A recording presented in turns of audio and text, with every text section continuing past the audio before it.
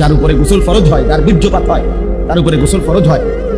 সেই ফরজ গোসল আদায়ের শরীয়ত কর্তৃক নির্ধারিত নিয়ম আছে। ওই নিয়মে গোসল না করলে সে যদি হাজার লক্ষ বারও গোসল করে ভিন্নভাবে, এমনে পরিচ্ছন্ন হইতে পারে, গায়ে হয়তো দুর্গন্ধ নাই, কিন্তু সে নাপাক, অপবিত্র। আর অপবিত্র ব্যক্তি তার কোনো নামাজ কবুল হয় না। জুমার নামাজও না, জানাজার নামাজও না। কাবা শরীফের ছাদে গিয়ে নামাজ পড়লেও তার নামাজ হবে না। তাহলে এটা গুরুত্বপূর্ণ বিষয় না? এটা শেখা দরকার। ওই আমরা এখন থেকেই আমরা এখন দাঁড় করাই একটা নুরানি মাদ্রাসার বাচ্চা নিয়ে আসি, ইন্টারভিউ নিব।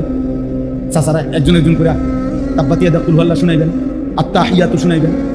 দেখি বাচ্চা যারে কয় সঠিক সেটাই সঠিক, বাচ্চা ভুল বললে ভুল। বাচ্চার মাধ্যমে ইন্টারভিউ হবে, তখন কয়জন পাওয়া যাবে? দিন কি মস্কারি বলে, আখেরাত কি মস্কারিটা? আখেরাত মামুলি মনে করছি আমরা। আখেরাত কি মনে করেছি এটা একটা সাধারণ জানতেন বিষয় না বাবা। হাসরের মাঠ, সেই মাঠ সোয়া লক্ষ আম্বিয়ায়ে কেরাম যে মাঠের ভয়ে কাঁদছে। আদম থেকে আমাদের নবী সাল্লাল্লাহু আলাইহি ওয়াসাল্লাম পর্যন্ত সমস্ত নবীগণ যেই মাঠের ভয়ে দিবানিশি কাঁদছেন, দোয়া করছেন, আল্লাহ আমারে মাফ করে দেন, মাফ করে দেন। অথচ নবীদের কোনো গুনাহ নাই, নবীদের কোনো কি নাই, কোনো নবীর কোনো গুনাহ নাই।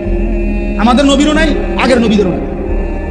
সমস্ত নবীরা মাসুম, সমস্ত নবী নিষ্পাপ, আদম থেকে আমাদের নবী সাল্লাল্লাহু আলাইহি ওয়াসাল্লাম। অথচ তবুও তারা হাসরের ময়দানের ভয়ে কেঁদেছেন। জিন্দেগি এর ভিতরে দিয়ে আমার হায়াত, আমার সময়, আমার ঘন্টা, আমার মিনিট, আমার সেকেন্ড, প্রিয় ভাই আমার এটাই আমার হায়াত। প্রতি ঘন্টা আমার হায়াত, প্রতি মিনিট আমার হায়াত, প্রতি সেকেন্ড যায় আমার থেকে যায় নাকি? প্রতিটা ঘন্টা যায় আমার হায়াত থেকে যায় না? প্রতি মিনিট আমার হায়াত থেকে যায় না?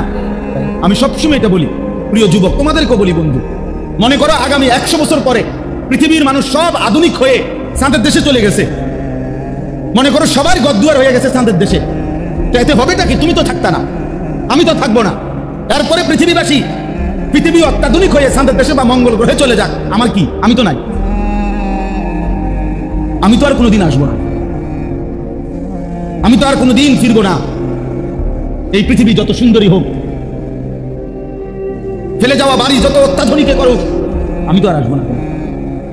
আমি যেহেতু আর ফিরবো না, আমার এখনকার হায়াতই আমার হায়াত, এটাই আমার পুঁজি। কাজে লাগাইলেও এটা, বরবাদ করলেও এই যৌবন আর আসবে না।